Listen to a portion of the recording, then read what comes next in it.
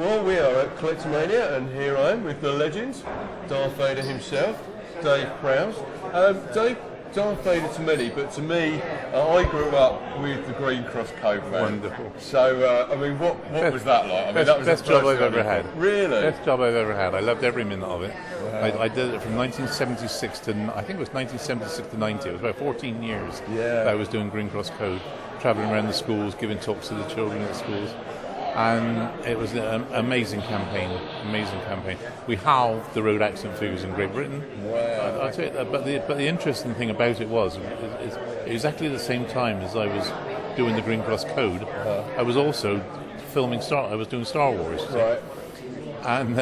And when I used to go into the schools giving these talks to the children in the schools, you see, and I'd stand in front of the school, and we used to get about 350 kids all lined up, all queued in the school hall, like for a talk by me. And I would say right now, anybody got any questions you want to ask me? I never got one question about road safety. Is that right?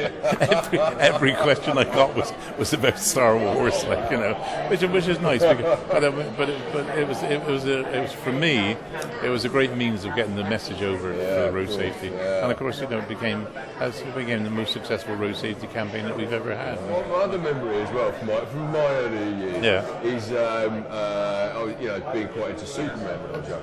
Obviously, trained Christopher Reeve. So I had Superman trained with me. I had him to come to my gymnasium, and I also had an exercise consultancy in Harrods at the same time. Okay. And so when I wasn't at the gym, I was in Harrods, and Superman, that's Christopher Reeve, he used to come in to see me and have sort of morning coffee. I don't drink coffee, but he used to come in for sort of morning break, as it were. And then he used to come again in the afternoons to see me because he had nothing else to do because he was American. He had no friends over here, and I was his only contact. And then in the gymnasium, he used to come to the gym, and I used to train him. And we used to go like house on fire. He was a really nice guy. So it was a nice experience training with him. Throughout my life, ever since I was a young boy, I've always been interested in exercising and training and things like this. I played rugby when I was at school and things like this. And then one day I was walking home from the bars, and I passed a newsagent shop. And in this newsagent shop, there was all these magazines in the window, and there was this health and strength magazine. Right. And on the front cover was this very famous bodybuilder from France, a guy called Robert Duranton, his name was. And he was stood out there on the top of this mountain, like flexing his muscles like that. I couldn't get over it. I thought, oh my God, what a physique! I want. Yeah, exactly. Yeah, exactly. So I went in and I bought the magazine. I've still got it. After all these years. We're now going back 50 years, and I've still got the magazine. Wow. I've still got the magazine, yeah.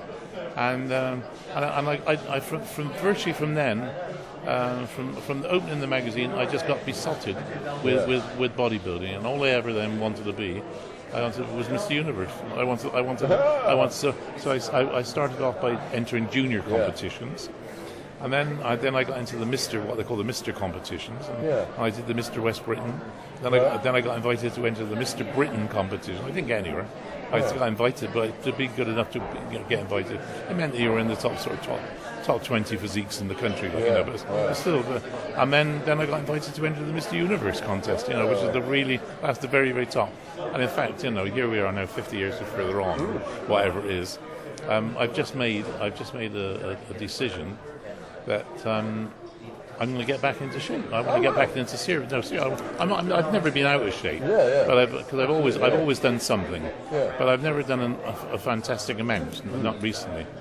And so I decided that about a couple of weeks ago, I decided that I was going to be in the best shape of my life for my 80th birthday. Really? I should be 80 on the 1st of July, you see. Wow. And so I decided on the 1st of July, I am going to strip off and show the world what one can do at the age of 80. You see, and I'm working on a regular basis. I train every other day, mainly upper body stuff, and it's everything is coming along. I'm sorry, everything is coming along fantastically well.